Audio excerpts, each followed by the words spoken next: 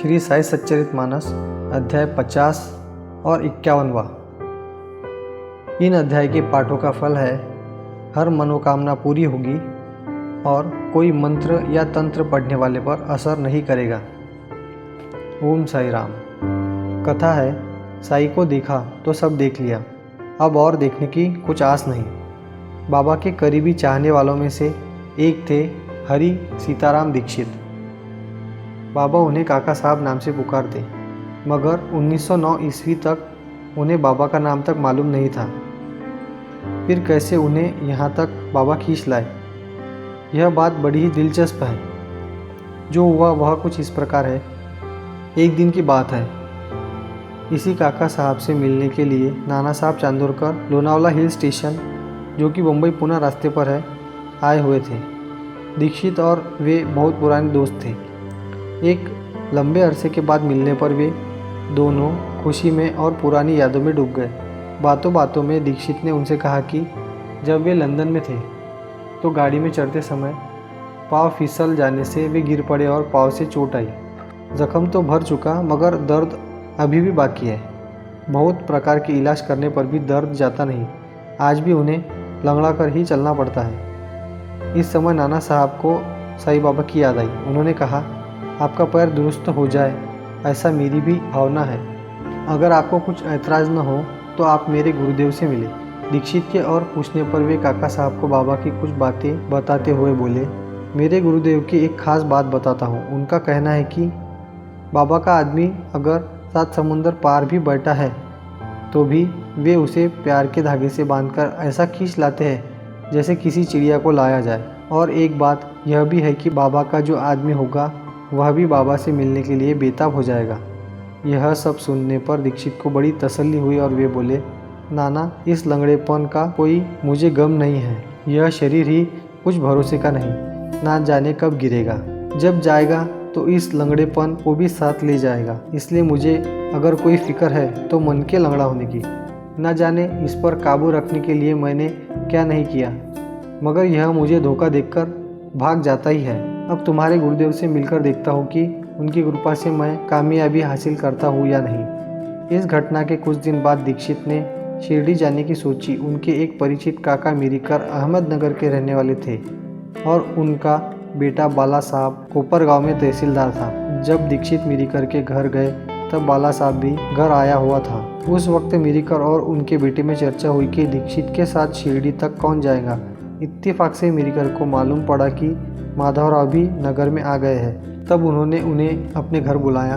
शाम के वक्त जब माधवराव मिरीकर के घर पहुंचे तो माधवराव का परिचय दीक्षित से हो गया। उसी रात 10 बजे की गाड़ी से माधवराव और दीक्षित शिरडी के लिए चल दिए। सफ़र में माधवराव ने उन्हें बाबा के न जाने कितने किस्से सुना दिए, जिसके फलस्वरूप दीक्षित बाबा के दर्शन के लिए अधीर हो उठे। कोपरगांव उतरने पर वहाँ उनकी मुलाकात फिर नाना साहब से हुई। यह तो दीक्षित के लिए दूध में शक्कर जैसी बात हो गई। फिर तांगा करके तीनों शिरडी पहुँचे। जब मस्जिद में जाकर बाबा को देखा तब काका साहब का दिल भर आया। आंखों से खुशी के आंसू निकल पड़े। उनके मुंह से निकला, आज मेरी नज़र धन्य हो चुकी। उन्होंने बाबा के चरण पकड़े। बाबा ने उनसे कहा, कितने सालों से तेरा इंतज़ार कर रहा हूँ। आखिर मैंने इस श्यामा को तुझसे मिलने के लिए नगर भेजा। यह सुनते ही दीक्षित के रोंगटे मारे खुशी से खड़े हो गए। गुरु जिसको मिलने के लिए बेचैन होता है, उस भक्त के भाग्य का क्या कहना। देवता भी उसके सौभाग्य को सराहते हैं। इसी पहली मुलाकात में ही दीक्षित बाबा के हो गए।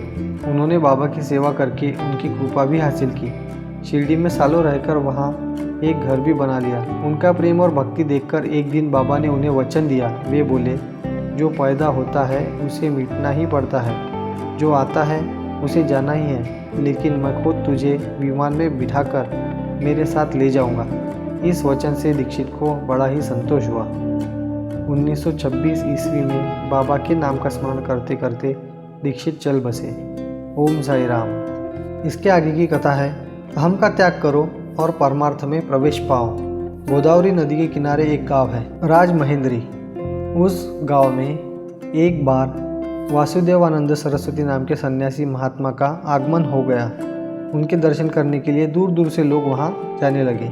नांदेड़ शहर के एक वकील पुंडलिक राव भी वहां जा पहुंचे। दर्शन करने के बाद वहां बैठे बैठे बातों ही बातों में शिरडी का और साईं बाबा का भी नाम निकला। तब बाबा के लिए नमस्कार करते हुए स्वामी बोले, बाबा हमारे बड़े भाई साहब हैं, वह तो बेनियाज है, उन्हें किसी चीज़ से कोई दिलचस्पी नहीं, मैं उनसे बहुत प्यार करता हूँ, इसलिए जब आप शिरडी जाएंगे तब मैं तुम्हें अब जो नारियल दूंगा वह उन्हें मेरी तरफ से अर्पण करना और मुझ पर कृपा करने के लिए कहना।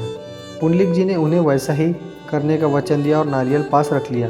फिर 1 महीने में ही उन्हें शिरडी जाने का मौका मिला और अपने सामान के साथ स्वामी जी का नारियल लेकर दोस्तों के साथ शिरडी के लिए रवाना हो गए। मनमाड़ स्टेशन पर उतर जाने पर उन्हें मालूम हुआ कि कोपरगांव जाने वाली गाड़ी आने में बहुत देर है, इसलिए सब लोग वहीं खाना खाने के लिए बैठ गए। खाने की चीज़ों में चिवड़ा भी था, वह ज़रा ज़्यादा ही तीखा था, तो तीखापन कम हो जाए इस वास्ते एक नारियल फोड़ा और उसमें मिलाकर फिर सबका खाना हो गया। जब कोपरगांव की तरफ गाड़ी दौड़ने लगी तो पुंडलिक राव को याद आया कि चिवड़े में जो नारियल मिलाया था वह स्वामी जी का दिया हुआ था। अब उनके होश उड़ गए, वह पछताने लगे। उन्हें यह नहीं सूझ रहा था कि स्वामी का संदेशा बाबा को कैसे कहा जाए। उनकी हालत ऐसी हुई कि काटो तो खून नहीं। उनके दोस्तों को यह जानने पर बहुत बुरा लगा, मगर अब गलती हो चुकी थी। इस दुविधा में सब लोग शिरडी पहुँचे।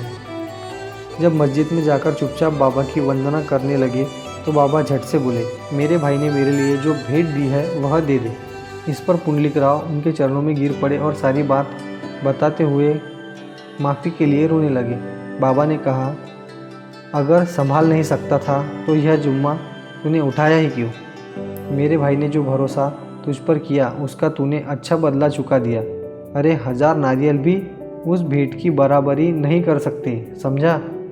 खैर, अब जो हो गया सो हो गया, तुझ पे गुस्सा करके भी क्या फ़ायदा। ठीक है, अब तू अपने को गुनहगार ना समझ। जो स्वामी जी ने तुझे नारियल दिया था वह मेरे ही इशारे पर, और तुमने खाया वह भी मेरे ही इशारे पर। मेरे ही इशारे से बातें बनती और बिगड़ती है, इस बात को ध्यान में रख ले। जब मुझे इच्छा हुई तभी वह नारियल तेरे हाथ में आया।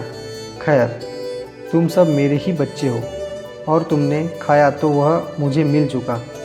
बाबा के इस कहने से पुंडलिक राव जी का मन निश्चिंत हो गया। ओम साई राम। इसके आगे की कथा है। 60 पीढ़ियों से जानता हूँ, मैं तुम्हें खूब पहचानता हूँ। बम्बई का एक इलाका है सांता क्रूज। वहाँ एक सज्जन रहते थे जिनका नाम था बालाराम धुरंधर। वे एक पाठारे प्रभु जाति के ऊंचे खानदान के थे। उनके परिवार में राम भक्ति की परंपरा थी। खुद बालाराम एडवोकेट थे और धर्मशास्त्र का भी उन्होंने अच्छा अभ्यास किया था। वे खुद बड़े विद्वान होते हुए भी श्री विट्ठल के भक्त थे। उनका चाल चलन धार्मिक था। ज्ञानेश्वरी और भगवत दोनों ग्रंथ उन्होंने पढ़े हुए थे।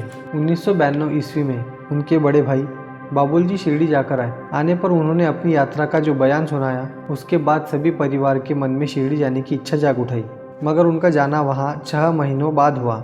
जब यह परिवार मुंबई से शिरडी के वास्ते चल पड़ा, उसी समय से बार बार साईनाथ शिरडी में कह रहे थे, आज मेरे दरबार के कई लोग मुझसे मिलने के लिए आ रहे हैं। जब ये सभी भाई वहाँ गए तो उन्हें देखते ही बाबा ने वहाँ के लोगों से कहा, मैंने कहा था ना कि मेरे दरबार के लोग आने वाले हैं, लो वही आ गए हैं। यह सुनकर धुरंधर भाइयों को बहुत ताज्जुब हुआ।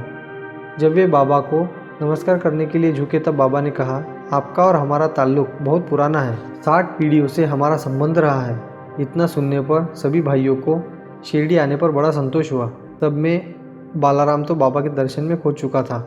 उसकी हालत जानकर बाबा कहने लगे, जो भक्त अपना मन मुझे अर्पण करता है, मेरे लिए खुद को फूंक देता है और दिन ब दिन मुझसे ही प्यार करता है, उसे कोई टेढ़ी नज़र करके देख नहीं सकता। जो सांस सांस पर लगन के साथ हरि का भजन करेगा, गुरु भजन करेगा, उसका बेड़ा पार हो जाएगा।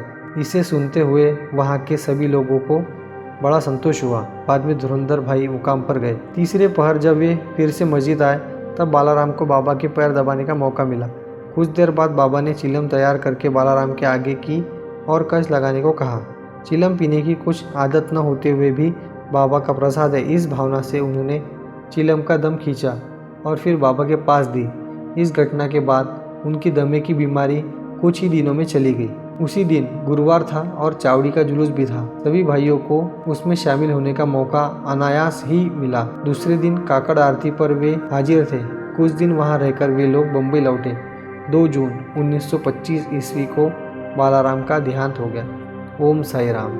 यहाँ पर श्री साई सच्चरितमानस अध्याय के 50 और 51वां अध्याय पूरा हुआ। ओम साई राम।